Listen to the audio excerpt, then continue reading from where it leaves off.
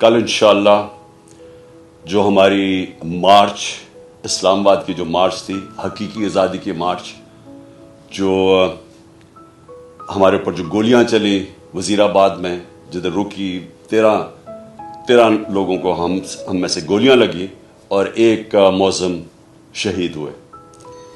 کل انشاءاللہ اسی جگہ سے ہماری مارچ شروع ہو رہی ہے اور 4:30 بجے میں اپنے لوگوں سے، وزیر آباد کے لوگوں سے خطاب کروں گا. اور میں آج آپ سب کو کہنا چاہتا ہوں کہ دیکھیں، یہ جو حقیقی آزادی کی تحریک ہے، یہ آپ کے لیے، پاکستانیوں کے لیے. جو قوم آزاد نہیں ہوتی اس کی پرواز اوپر نہیں ہوتی. انصاف قوموں کو آزاد کرتا ہے، اور یہ اس وقت پاکستان بننے کے بعد سب سے اہم اس ملک کی حقیقی آزادی کی تحریک ہے. میں چاہتا ہوں سب آپ اس میں شرکت کریں.